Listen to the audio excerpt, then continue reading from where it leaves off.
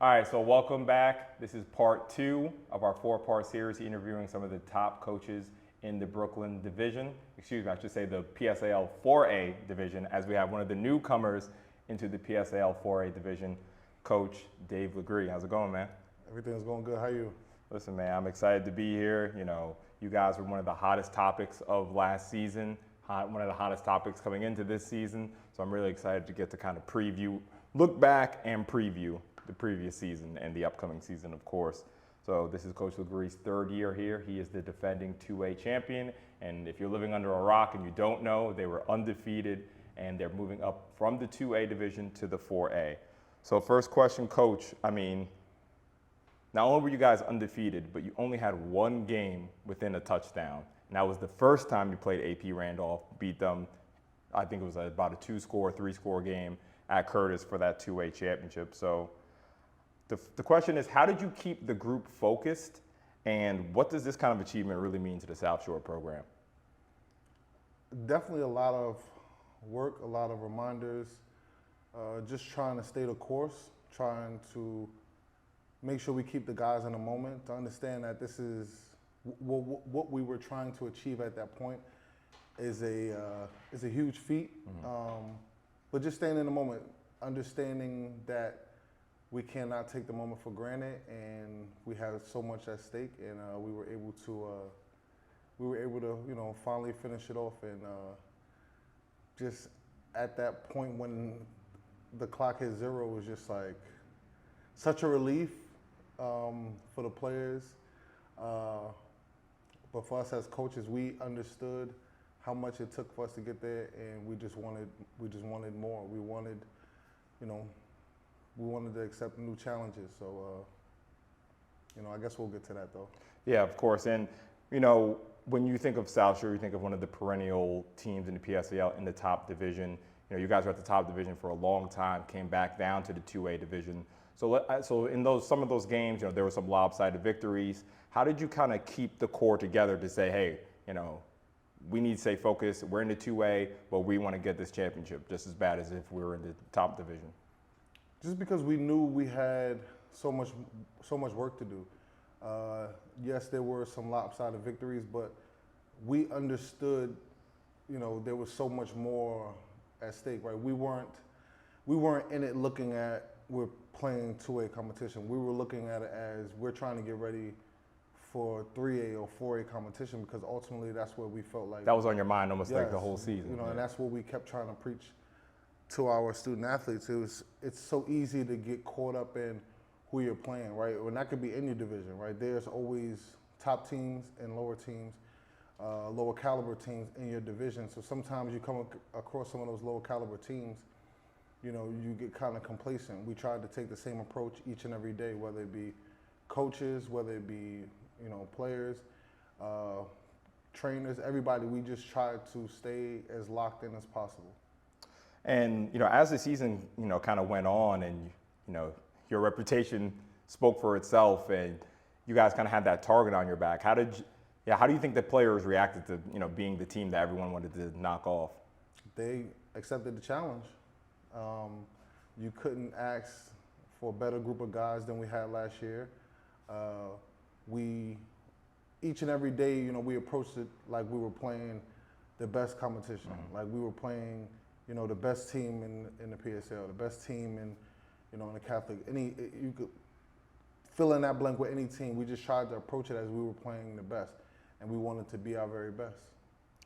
Absolutely, and just to talk about some of the key players that you had last year. You not only in the PSAL, I think you had one of the most explosive offenses in the entire city, led by junior quarterback Jakai, and some of your senior running backs.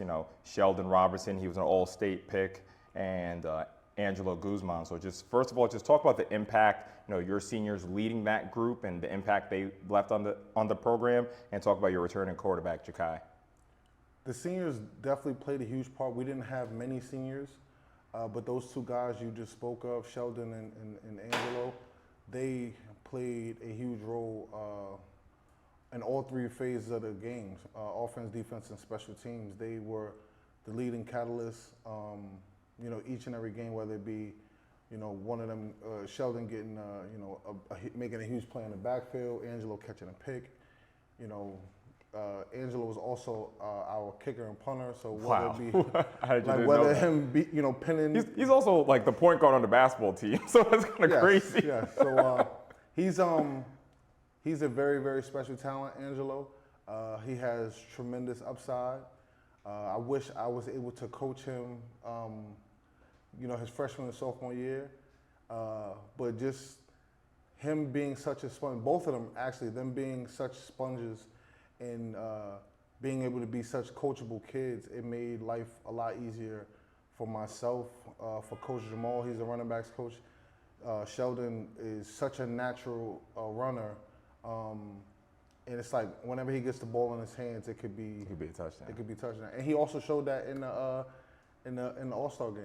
So, first play of the game. Yeah, so I wasn't even there yet. I was on my way there, and I'm like, they called me like, oh, Sheldon scored the first play of the game. So typical Sheldon, response. But their presence was,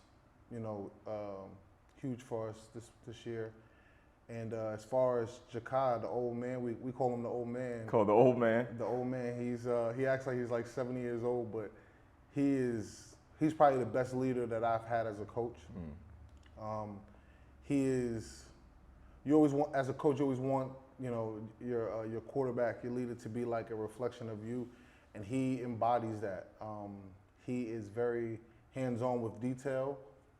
He knows what I expect, so he tries to raise that that level 2-3-fold, and I ask a lot of him, and he responds, and he asks a lot of his teammates, and they do a great job responding to him. No, that's awesome. And one thing I want to get back on, I feel like, especially a lot of young players, we were both players back in the day. A lot of players get hung up on, oh, I'm a running back, oh, I'm a defensive back. But to hear that, getting back to Angelo, playing so many different positions, what kind of model does that set for not only like your team, but just be a football player in general? Yeah, we have a saying around here a lot among some of the coaches, like there are football players and then there's some people that just play football. And Angelo is a football player. Like this kid can do everything that you need him to do. And also it goes to the point, we don't have the numbers that other programs have, right? We don't have the ability to have 70 guys on our roster, right? So, if we have a guy that can do a lot of good things, we're going to utilize that. We've gotten better with depth, but it's still not a point where we can say, Angelo, you're coming off the field. And to be honest, whether we had 70 players or not, Sheldon and Angelo probably still wouldn't come off the field. So it's like at the end of the day, when you have special talents like them, you utilize them. You don't run them into the ground, but you utilize them, especially in certain spots. We did a great job at keeping our guys healthy, keeping their bodies, able to recover. And when it was playoff time, it was their show. No, absolutely. Speaking about the show, of course, you guys, of course, talk of the town, 2A to 4A. I'm going to keep it very simple. How do the Vikings compete in the 4A division? By working hard like we've been doing. We have a great group of guys. Like I said, we only had a couple of seniors last year. I want to say 3 or 4 seniors last year. So we are returning pretty much our entire team. I'm sure a lot of people are not very thrilled to hear that. They don't care. They don't care. I can assure you that there are some people that have taken notice, and then there's some people that just feel like, all right, well, they won the 2A. Now they got to see us in the 4A, in which we accept the challenge. Like, that's why we are here. But at the end of the day, like, if I was a 4A team and I've been successful, and I keep hearing about a 2A team while I've been successful in the 4A division, I wouldn't care. And I'm pretty sure they don't. But, we have an opportunity to play football. So it doesn't matter what the divisions say. It doesn't matter what, this kid says on social media, or what this coach says to this coach. At the end of the day, we have to line up and play football. So when we do that, then we'll see, we'll see what happens then. Do you feel like you guys have something to prove this year? We have something to prove each and every day. Like, we're not even playing games right now, and we have something to prove. Me as a coach, I have a lot to prove. Our entire staff has a lot to prove. Our kids, each and every day, they're letting us know, hey, coach, we wanna hit the field, this and that. And I'm like, all right, well, go out there, go with the receivers. I'll give them the footballs that we have. Go out there with the receivers because we can't be out there with them right now. But that's how hard that they're working, right? That they're like, all right, cool. Well, we can't do this as a team. Well, Jakai's going to go ahead and grab the receivers, the running backs. They're going to go out there hit the field. The linemen are hitting the field. The linebackers, the DBs. So we aren't taking a day off as coaches and as players. So when you have a group that's so self-motivated, like, how does that feel as a coach? It has to be like the best feeling ever. It's amazing. It's amazing. My first year back, we had a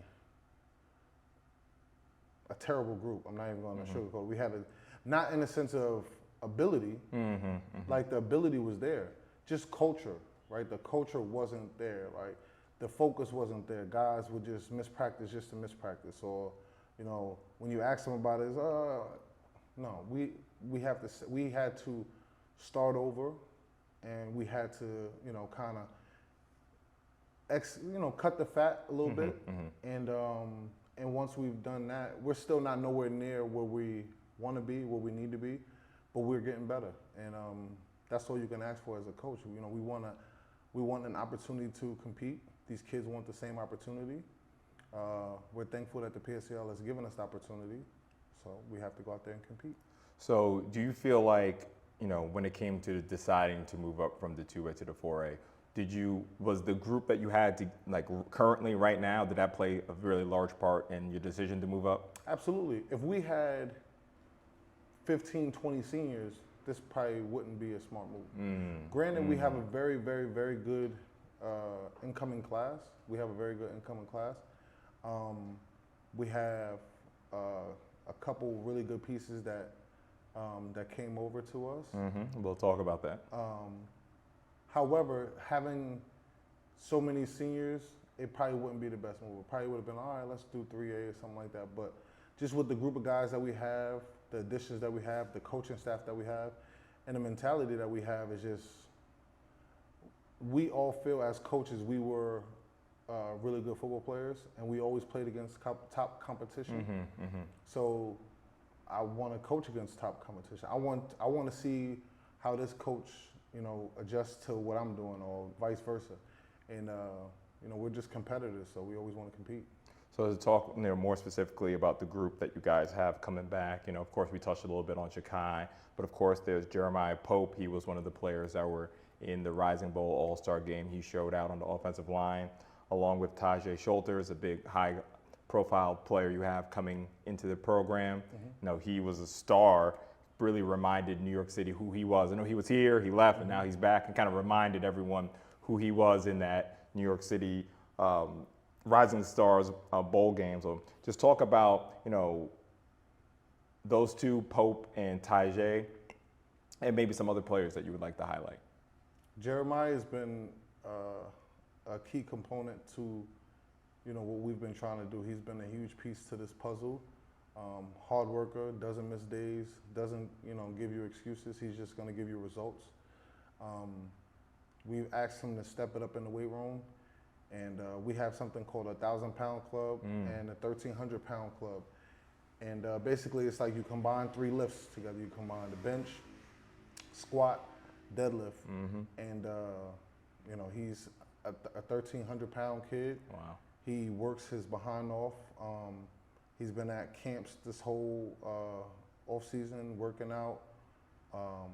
He has an extremely high ceiling, and I don't even think he would have realized that if he didn't get that push, right? Like, he was challenged and he accepted the challenge, and that was a huge part of where we are, where we're trying to get to.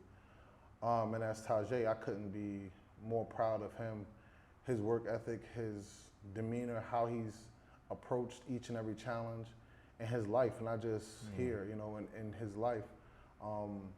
Being, in North Carolina, coming back, then going back to North Carolina and coming back. It's just, he has so many obstacles that he had to overcome personally.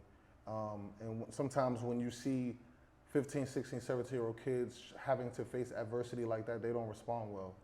He has responded to each and every challenge. His dad being such a great player that he was, he challenges him. Of course. So he has done, everything that we've asked for and more, and he's going to have a very special season. And as far as the other players that we've added, we added another guy that was very special talent, Rich Perkins Jr. He was at Canarsie, then he went to New Orleans. I'm gonna say this: he's the best player in the PSL. I've been arguing with myself about is he the best player in the Make state? sure you got it on. Make sure you got that on that camera. Yes. Rich Perkins is the best player in the PSL, and I haven't seen everyone in the state yet, so I don't just spew things out.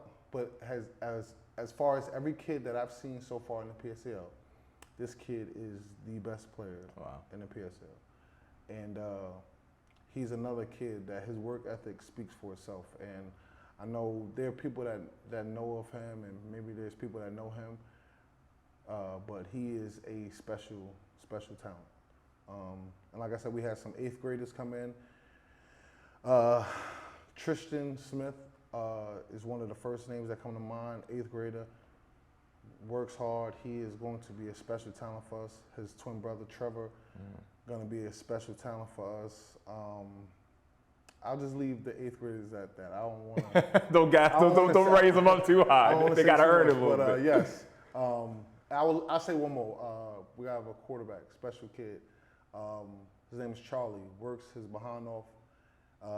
When he first got here, he couldn't really lift much. The 8th grade body versus as you hitting puberty and going night through stuff. and day It's by the time he's really ready to play.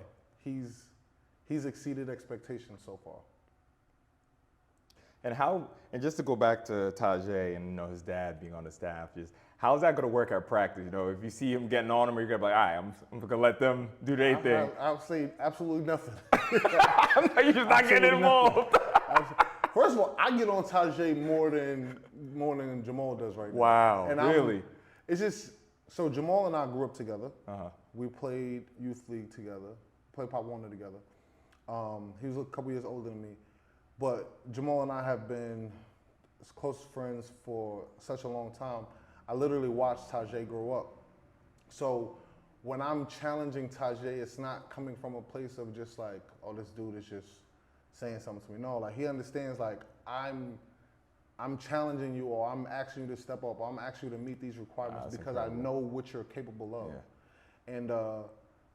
And Jamal's just going to sit there and wait. And then when he gets to that point where you're not cutting it, he's going to let you know about it. And everybody is accountable. Yes. And what Jamal brings to the table as far as coaching, all of our kids is tremendous. But him just having him being blessed enough to coach his son before he goes off to college is just, that's a blessing in itself. No, I mean, it's really family here. It's close-knit. Oh, yeah, absolutely. So, of course, we have to touch on your schedule. When I reviewed the schedule, I saw a lot of big-time Brooklyn matchups. If you look at the landscape of the PSAL 4A division, you would definitely say, of course, there's E Hall, 5-time champions looking to make it 6. You have Lincoln, made it to the Final Four, almost made it to the championship game last year. So let's say if you put them, at the top of the 4A division, they threw you guys right into the mix. You start with away at Madison, home to Midwood, away at Eagle Brooklyn, a big rivalry game, and then home to Utrecht. So just talk about, where you feel like South Shore, where you guys fall in the landscape, and how you can close the gap on the top 2 in Brooklyn. Well, first of all, everybody's chasing Erasmus. That's if you're not saying that, you're fooling yourself. Let's just be honest, right? You don't win 5 championships and people aren't trying to figure a way to beat you, right? and rightfully so, right? They have done the work to, to put their guys in the best position to win 5 in a row, right? No one allows you to win one, let alone 5 in a row. So definitely kudos to them for what they have built over there. When I was in high school, Erasmus wasn't even, like, they weren't even, they were terrible. It's crazy how things change. So right? it's like, yeah, like just. Also, it's been a long time since we were in high school. Oh no, absolutely. But that's what I was about to say. That's what I'm getting to. It's just like the steady rise that Danny Mouse, those guys have like got a little bit better. Then they get Wayne Morgan, who's another guy that we played Pop Warner together. Once they got Wayne Shaquille. It was. So it was like the Avengers. It was over. Then they got Kurt, and then it was just. There's so many guys you can name that, had such a huge impact for what they have accomplished. But the first name on that list to me is Wayne Morgan. So I definitely want to, let it be known that everybody's chasing them, rightfully so. And that's no knock to Lincoln because they're a great program as well. But yeah, those are definitely the top two in our, I would say, in our borough. Madison is going to be a very interesting matchup for us. Coach Salvato coached me and Coach Battle. Oh, wow. And Coach Lau, Coach Mel. Yeah, he's coached a couple of us while we were here. So that is going to be a special matchup. Coach Salvato and Coach Carbonero, actually. So that's going to be a great matchup, just being across the field from your head coach, somebody that, you feel like raised you in the sense of football, is, that's going to be something epic as far as playing Madison. Midwood is always good. They always have talent over Really there. had some good momentum towards the end of the season. Yes, they always have talent over there. And, you can never kind of count them out. Early in the season, I'm just like, they weren't even playing games, and the next thing you know, I think they won 3, maybe 2 or 3 in a row. Yeah, that's what I'm about to say. Like yeah. they weren't even playing. Then now they're hot. It's just like. Yeah, I know it's great. So it's crazy. they always have some interesting things going over there at Midwood. Who else we have? Utrecht is always going to be good. Coach Balkan, South Shore alumni. Oh, okay. He stepped down, but I know Coach Dell is going to do great things over there. I think they have a lot of talent that people were. I wouldn't say sleeping on them, but kind of like. For me, that's like kind of the team that's like, how are they going to be? Because I know that they're going to have talent. And they just missed out on the playoffs. Yeah. I think it was PowerPoints that put them out the playoffs. So I think that they're going to be, I think they're going to have a special group. And as far as Eagle, it's a rivalry in the sense of basketball, but we've just got to this level. So I don't think we have a rivalry with anyone other than Canarsie. Which I had to double check. I don't think you guys don't play them this year, right? We do play them. How did I miss that? We play them. It's not on the schedule. We play them in our bye week. Okay, I see it. Because I was thinking, how did I miss South Shore Canarsie? Yeah, so we play them. It's going to be down the block. We'll play them over there. That's going to be special. That is going to be something extremely special. The rivalry speaks for itself. We play for the Trophy of Flatlands. We haven't played them in a couple years. I don't want to say exact number. I want to say it's about 5 or 6 years. I'm not 100% sure on that. But we just want to, we want to compete. We want the opportunity to play for that trophy. We want our trophy back, and we're gonna do what we can to get it back. And I feel like, just reading off all those names, is that really the difference between the 2A and the 4A? Of course, the quality jumps, but it's every week. It's something else in this division, right? So yeah, absolutely. I would say, like, you look at some of these schedules, and I'm the type of guy that I'm looking at everyone's schedule to kind of see how things might play out, down the line, things of that nature. Last year we had games where us as coaches said, like, we got to make sure we motivate them. We got to make sure we keep them up. We got to make sure we do certain things to keep our guys locked in. We aren't going to have that problem this year. No, there's no way. Like, there were times we watched film last year. It was just like, Like, how do I sit here? Because last week when we played this team, you know, I'm watching 15, 16, 17 hours of film. I watched 20 minutes in this, and it's like how do I? Yeah, like how do I know what you're how do saying. I stay motivated? Yeah, You know, as a coach. So we're not gonna have that issue this year. Week in and week out, we're gonna have big time players across the 50-yard line from us. Coaches that can scheme up, and you know, we have to make sure we're on top of our game.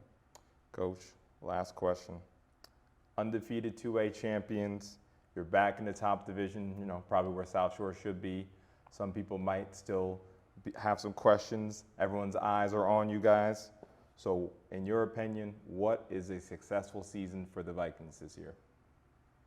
A successful season for us is making sure that our kids go to school, making sure that their grades stay up to par, and competing each and every day.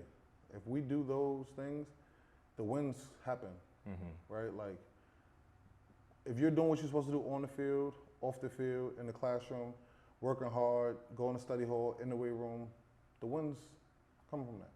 Studying, your film, the wins will happen. So we take care of those things. Everything else will be the way it's supposed to be. As far as wins and losses, I'm not sure. Do I think we're good enough to be a playoff team? 100%. Do I think we are where we need to be? No, but we are way further. We're way ahead than where we were. So, we're just here to compete. We'll be watching all year long. I Appreciate you, man. So next time we're going to be sitting down with the Lincoln Rail Splitters. Stay tuned.